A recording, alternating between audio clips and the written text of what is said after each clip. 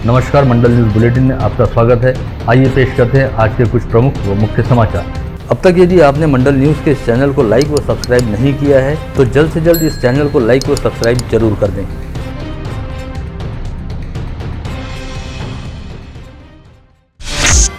राज्यसभा सांसद व शिवसेना नेता संजय राउत द्वारा कोल्हापुर में एक जनसभा के दौरान विधानमंडल को चोर मंडल यानी चोरों का अड्डा कहे जाने के चलते आज विधान भवन में बजट सत्र के तीसरे दिन विधानसभा का कामकाज शुरू होते ही सत्ता पक्ष के विधायकों ने अपनी जबरदस्त आपत्ति दर्ज कराई और सांसद संजय राउत के खिलाफ विशेषाधिकार हनन की कार्रवाई किए जाने की मांग की। जिस समय सत्ता पक्ष के विधायकों द्वारा सांसद संजय राउत के बयान को जमकर आड़े हाथ लिया जा रहा था, तब विपक्ष काफी हद तक रक्षात्मक मुद्रा में था। तभी सत्ता पक्ष में शामिल शिंदे गुट के विधायक भरत गोगावले की जुबान फिसल गई और उन्होंने सांसद संजय राउत के लिए असंसदीय शब्द का प्रयोग किया, जिसे सुनते ही विपक्ष अचानक ही हमलावर हो उठा और सत्ता पक्ष को कुछ हद तक अपनी भूमिका नरम करनी पड़ी। साथ ही खुद भरत गोगावले ने अपने उस शब्द को पीछे लेते हुए पूरे मामले पर पर्दा डालने का प्रयास किया, लेकिन तब तक सदन एक तरह से जुबानी जंग का अखाड़ा बन चुका था। ऐसे में हंगामे को लगातार बढ़ता देख विधानसभा अध्यक्ष राहुल नार्वेकर ने सदन की कार्रवाई को दिन भर के लिए स्थगित कर दिया।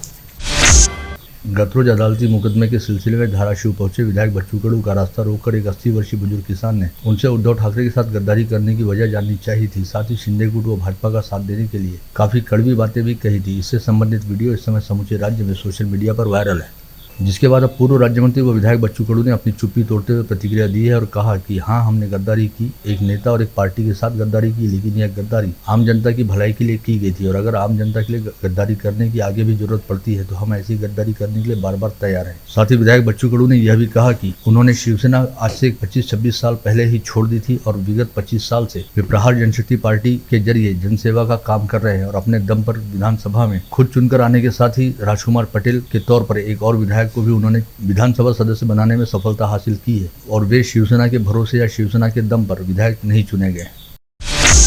कृषि विभाग व कृषि तंत्रज्ञान व्यवस्थापन यंत्रणा द्वारा महिला आर्थिक विकास महामंडल व कारितास इंडिया के सहयोग से स्थानीय साइंस कोर मैदान पर आयोजित प्राकृतिक कृषि, मिलेट्स व जिला स्तरीय कृषि महोत्सव का शुभारंभ आज राज्यसभा सांसद अनिल बोंडे के हाथों हुआ। इस अवसर पर अपने विचार व्यक्त करते हुए सांसद अनिल बोंडे ने कहा कि किसानों को आर्थिक रूप से सक्षम बनाने के लिए केंद्र एवं राज्य सरकार के जरिए चलाई जाने वाली विभिन्न योजनाओं पर प्रभावी रूप से अमल हो रहा है। जिले की सांसद नवनीत राणा की अध्यक्षता में आयोजित इस महोत्सव के उद्घाटन समारोह में प्रमुख अतिथि के तौर पर जिलाधीश पवनीत कौर, वरिष्ठ समाज सेवी रविंद्र कोल्हे, आत्मा की प्रकल्प संचालक अर्चना निस्ताने तथा जिला अधीक्षक कृषी अधिकारी अनिल खर्चान सहित पूर्व महापौर चेतन गावंडे उपस्थित थे। जी आपलं समाज कल्याणची योजना असते SCPची, त्याच्यामध्ये या वर्षी 22-23 मध्ये नाविन्यपूर्णमध्ये आपण 2 कोटी रुपये फक्त SC समाजाचे बचत गटांना हे कृषी संच देणार आहोत। जी कल्चर, जी संस्कृती, जे मिलेट्स आपण विसरलो आहे त्याला आठवणी देण्यासाठी आमचे पंतप्रधानजींनी आणि कृषी मंत्रींनी देशाचे हे आठवण केली की हेच आमचं मूळ उत्पादन आहे, त्याला आपण विसरलो नाही पाहिजे। प्रधानमंत्री नरेंद्रजी मोदींचं म्हणणं आहे की जेव्हा जास्तीत जास्त लोक जेव्हा हे श्री अन्न मोठा अनाज मागतील, जेव्हा बाजरीचे भाव आज 35 रुपये झाले, बाजरीचे भाव 45 वर जातील, 50 वर जातील, तर मला सांगा शेतकऱ्यांनो, आपोआप शेतकरी बाजरी लावेल का नाही लावणार?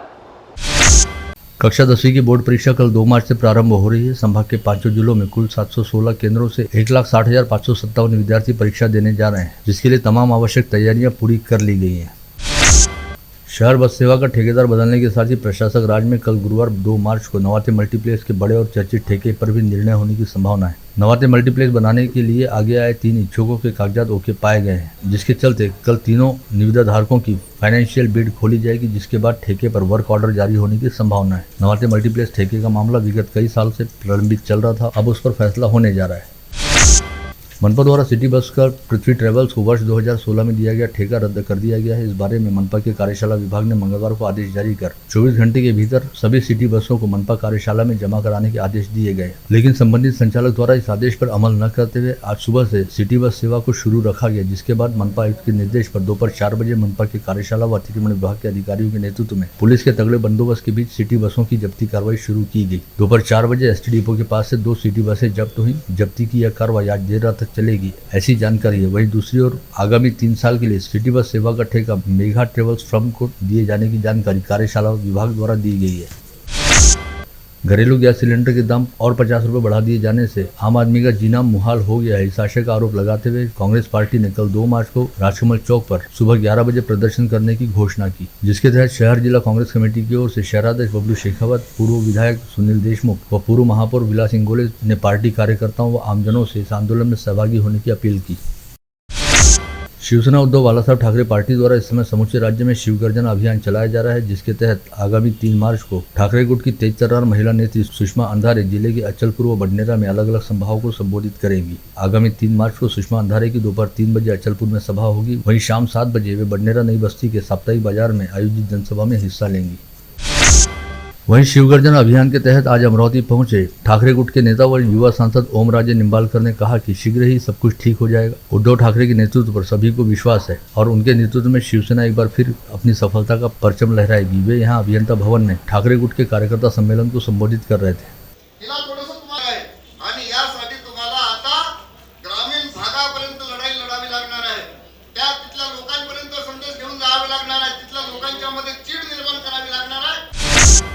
किसानों की 3 प्रमुख मांगों को लेकर प्रहार जनशक्ति पार्टी द्वारा स्थानीय वन विभाग के सामने आज मुक्काम आंदोलन किया गया। साथ ही अपनी मांगों को लेकर प्रहार जनशक्ति पार्टी की ओर से जिलाधीश के जरिए सीएम एकनाथ शिंदे के नाम एक ज्ञापन भी भेजा गया।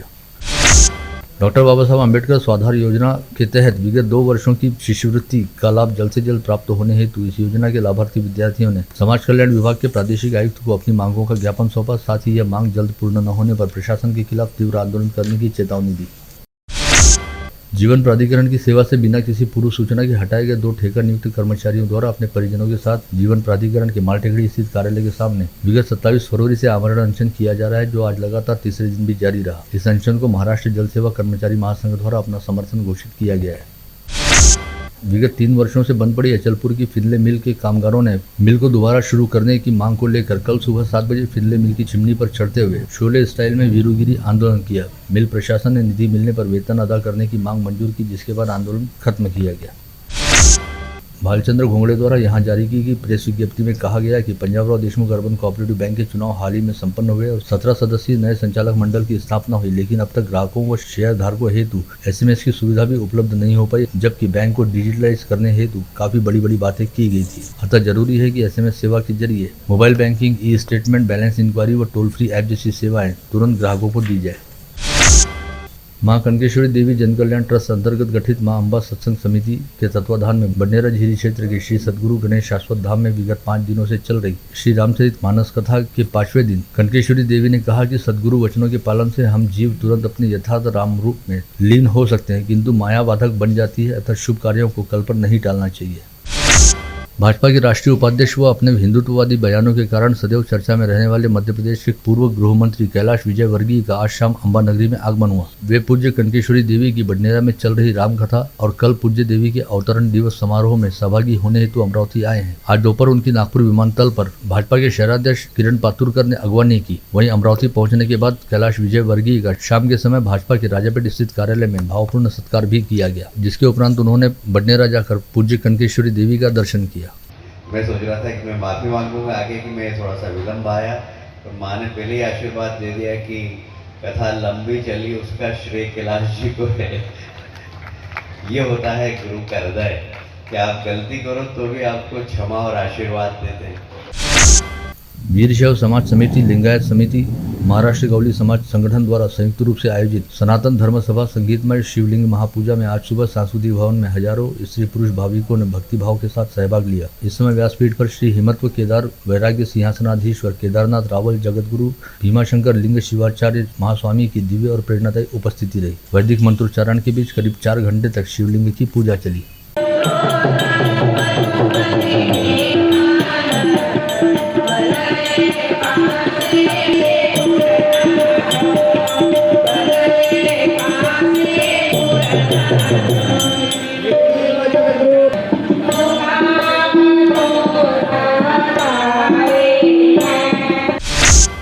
अम्बा नगरी की धरा पर पहली बार पधारे जगत गुरु भीमाशंकर लिंग शिवाचार्य महास्वामी जी का मंगलवार की शाम बसवेश्वर चौक निवासी बाबा साहब कोल्हे के निवास पर आगमन हुआ। इस समय कोल्हे परिवार के सभी सदस्यों ने महाराज जी की श्रद्धापूर्वक अगवानी की। इस समय भाजपा नेत्री सुरेखा लुंगारे भी अपने पति दिगंबर लुंगारे के साथ केदारनाथ रावल का आशीष ग्रहण करने पहुंची थी।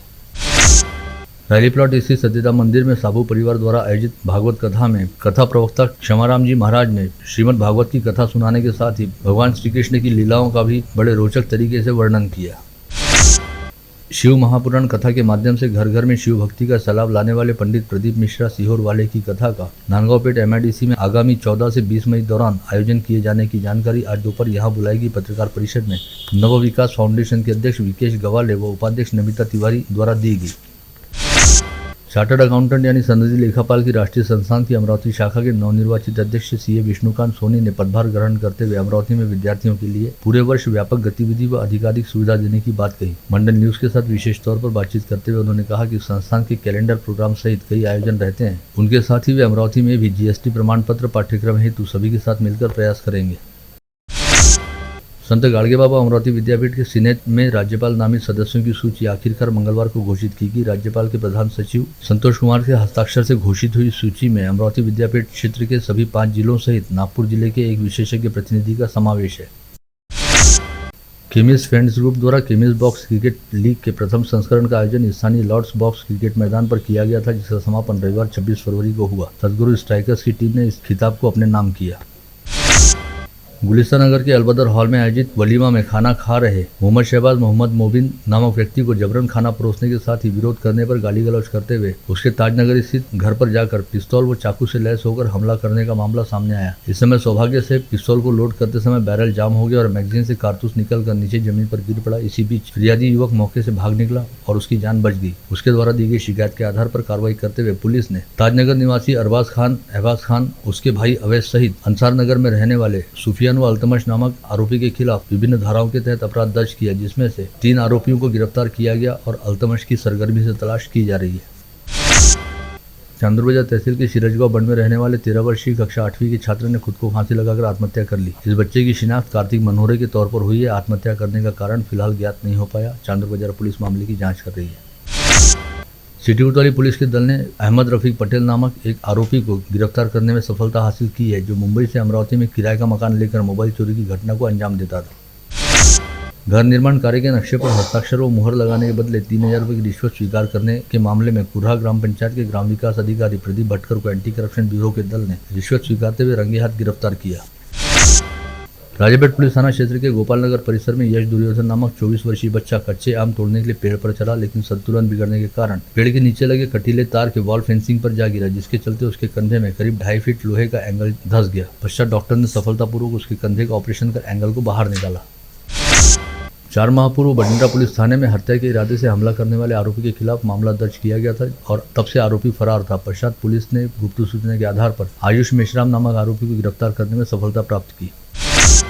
पत्नी से अलग मायके में रहने वाली पत्नी का फेसबुक पर फेक अकाउंट बनाकर उसके पति ने अश्लील पोस्ट करनी शुरू की। यह बात महिला के समझ में आते ही उसने दत्तापुर पुलिस थाने में शिकायत दी। पश्चात पति के खिलाफ बदनामी व IT एक्ट के तहत अपराध दर्ज किया गया। शहर के पूर्वी छोर पर स्थित वेलकम पॉइंट पर रात के वक्त अधिकांश ट्रैवल्स वाहन आते हैं। ऐसे में यहां पर महिलाओं व युवतियों के साथ किसी भी तरह की अप्रिय घटना न घटित हो पाए, इस दृष्टि से शहर पुलिस आयुक्त नवीन चंद्र रेड्डी के निर्देश पर यहां पर बंद पड़ी पुलिस चौकी को दोबारा शुरू करने का निर्देश दिया गया था, जिसके चलते पुलिस उपायुक्त सागर पाटिल के हाथ रिबन काटकर इस पुलिस चौकी का उद्घाटन किया गया। बडनेरा पुलिस थाना क्षेत्र के कोंडेश्वर विद्युत कॉलोनी में रहने वाली 83 वर्षीय महिला बाहर गांव गई थी। इसी दौरान अज्ञात चोरों ने उसके घर में घुसकर नगद राशि व सोने चांदी के गहने सहित कुल 2,27,000 रुपये का माल चुरा लिया।